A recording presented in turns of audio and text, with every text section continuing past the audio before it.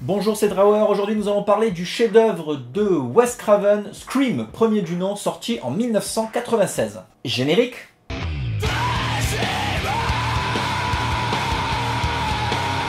Scream est un film de slasher dans lequel un serial killer masqué vient tuer des adolescents dans un campus dans la ville de Woodsboro aux États-Unis. Le pitch semble assez basique comme ça, mais là où Wes Craven est génial, c'est qu'il redéfinit le code du slasher en mettant plein de mises en abîme et de références filmiques. Je vais vous citer qu'un seul exemple de mise en abîme qui est excellent. À un moment, il y a un personnage qui dit non mais on est dans la vraie vie là, c'est pas un film, ok? Alors que c'est un film en fait. Alors il se trouve que j'ai rematé Scream pour cette critique, hein, donc je l'ai vu récemment, et ce que je trouve génial, c'est que, bon, je l'ai vu peut-être il y a 20 ans à peu près, et qu'avec la culture que j'ai maintenant du cinéma d'horreur, ben, tu te régales encore plus en fait à regarder ce film. Il y a tellement de clins d'œil et de choses que tu remarques, que tu n'avais pas remarqué avant, qui font référence à d'autres films, que tu prends un pied incroyable à les chercher à droite à gauche, à essayer de les comprendre, et franchement moi j'ai pris mon pied. Oui, parce que Scream est ultra référencé, genre ultra beaucoup, pas trop mais presque. On en parlera dans les fun facts à la fin de la vidéo. Le film commence très fort avec une scène où Drew Barrymore reçoit un appel téléphonique alors qu'elle est en train de se faire du popcorn du serial killer masqué. Bon, masqué derrière un téléphone, vous me direz ça sert à rien, mais il a la voix qui est changée aussi, et ça c'est très très fort. Du coup, elle se prend au jeu, mais petit à petit, ben, le serial killer montre qu'il est pas loin de la maison où elle vit. His name wouldn't be Steve, would it? How do you know his name?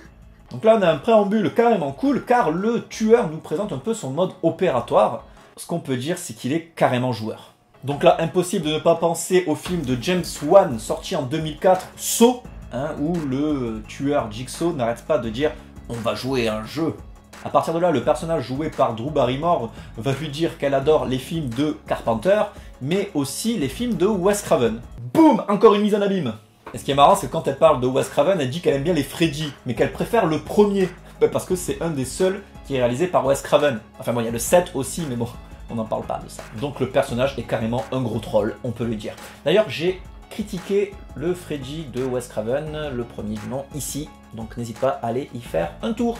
Puis le serial killer lui pose des questions sur Vendredi 13. Là, ça fait 10 minutes que le film a commencé et on a déjà des références sur les plus grands slashers, à savoir Vendredi 13, Freddy et Halloween.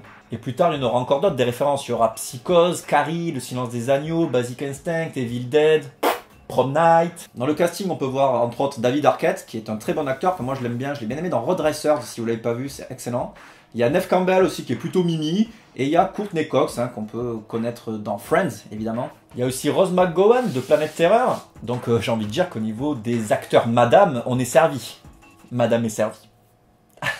J'ai vraiment adoré ce film. Déjà parce qu'il m'a donné goût au film d'horreur, je l'ai vu vers l'âge de 13 ans. Bon voilà, je n'avais vu d'autres avant, mais celui-là était vraiment cool pour moi. C'est un film très bien rythmé, qui sait alterner ses propos entre horreur et humour.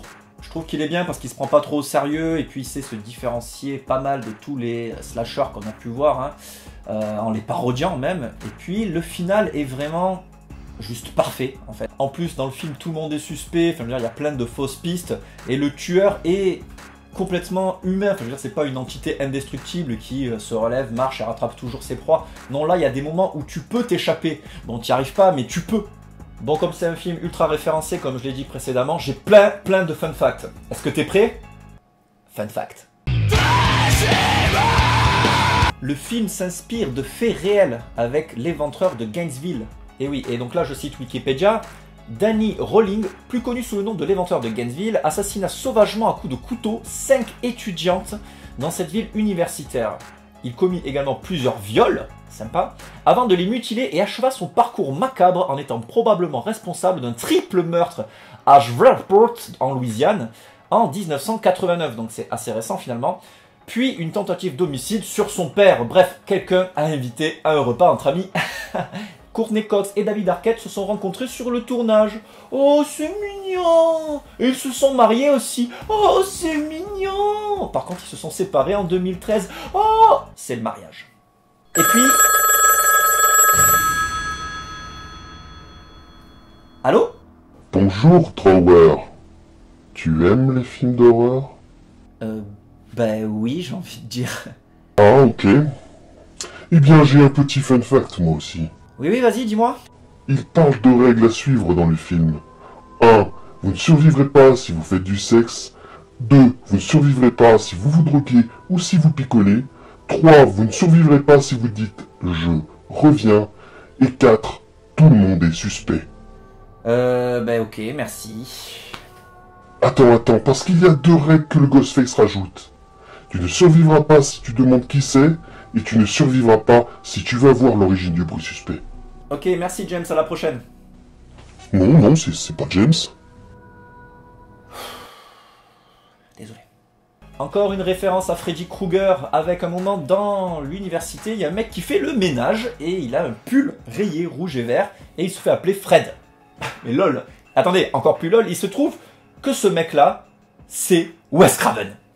Bah, le caméo de l'angoisse. D'ailleurs, il paraît que Wes Craven a fait d'autres caméos, mais bon, on le voit pas parce qu'il est derrière le costume du serial killer. Le serial killer qui se fait d'ailleurs appeler Ghostface. Une scène devait être tournée à l'université de Santa Rosa en Amérique, mais le directeur de l'établissement en a décidé autrement et a refusé au dernier moment de laisser l'accès à l'équipe à l'université. Donc, l'équipe a dû trouver une autre école de remplacement au dernier moment, et on peut voir à la fin du générique, et pendant les remerciements, donc, une phrase où il y a écrit « Aucun remerciement à l'école de Santa Rosa, peu importe les remerciements, et encore moins au directeur de l'école. » Blah. Wes Craven, le gros clasheur. À la base, le costume de Ghostface devait être blanc, mais comme ça ressemblait un peu trop au déguisement du Ku Klux Klan, ils se sont dit on va pas le faire. Rose McGowan s'est rendu compte qu'en vrai, elle passait à travers le petit trou du garage là pour faire passer les animaux, parce qu'elle est super maigre. Et pendant le tournage, même souvent, elle tombait parce que elle glissait du truc, parce qu'elle était trop maigre en fait. Le film à la base devait s'appeler Scary Movie, titre qui sera repris par la parodie officielle des frères Wayans 4 ans plus tard. Voilà, rien n'est perdu.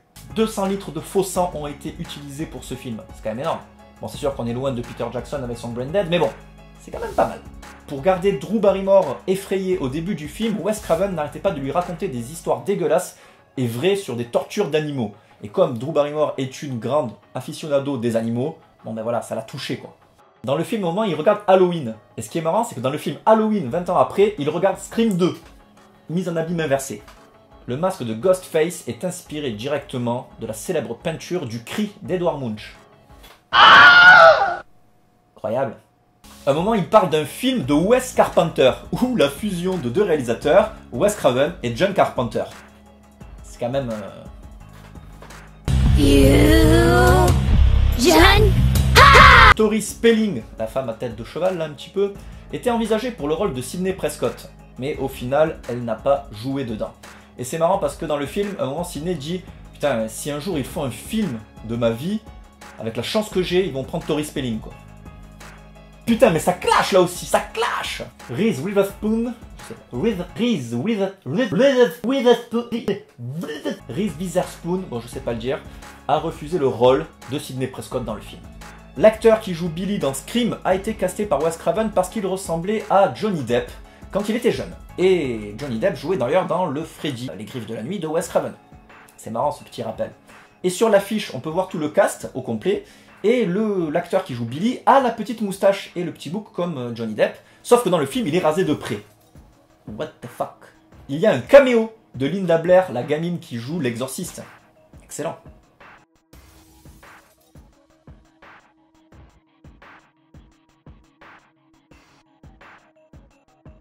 Si vous êtes fan de Kevin Smith, comme moi, on peut voir une cassette de Clerks un moment dans le film. Et dans Scream 3, d'ailleurs, il y a un caméo de Jay et Silent Bob. Rien que ça. Oh, it's that TV news chick, Connie fucking Chung. Hey, Connie, how's Maury? Voilà, cette vidéo est terminée. Si elle t'a plu, n'hésite pas à la partager. Hein, ça m'encourage surtout à t'abonner à ma chaîne et à me rejoindre sur Facebook et Twitter ou Instagram. Enfin, plein de trucs, je suis partout. Merci de ton soutien. À bientôt pour une nouvelle critique.